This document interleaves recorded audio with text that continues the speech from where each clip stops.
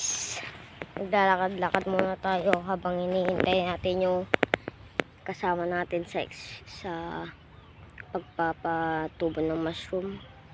Mag-observe kasi kami ngayon sa ginawa naming tutubuan ng mushroom, yung substrate.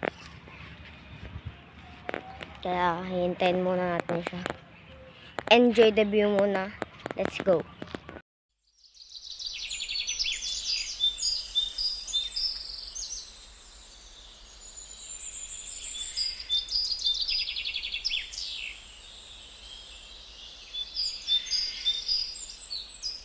So, ayun guys. Familiar ba kayo dito sa prutas na to? Wait.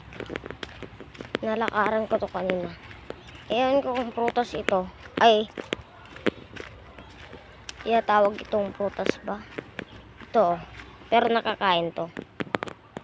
Yan guys. Tawag namin dito pusa-pusa. Kapag green, maasim. Pag yellow, kapag green pala, walang lasa. Medyo may asim. Pag yellow, may mga matatamis, meron yung mga maaasim.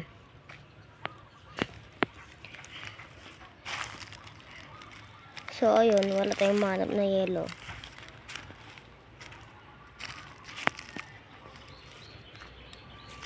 Ito muna. Ito. Try natin.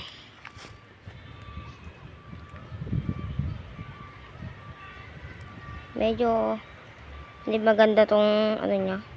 Ito. Wait lang.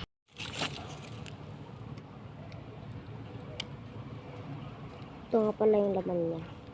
Tikman natin.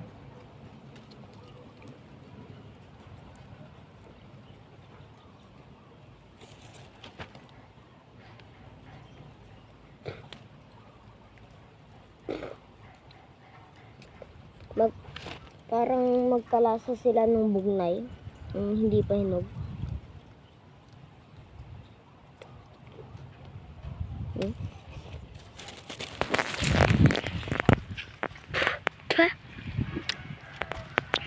Walang hinog.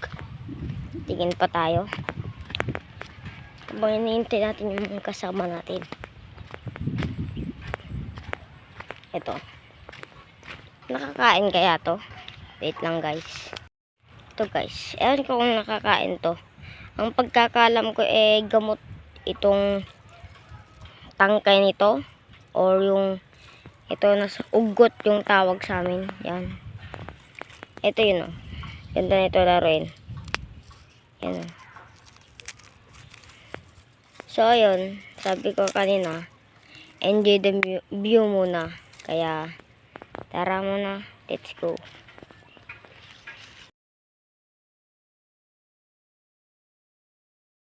So ayun guys, babalik muna tayo dun sa garden natin.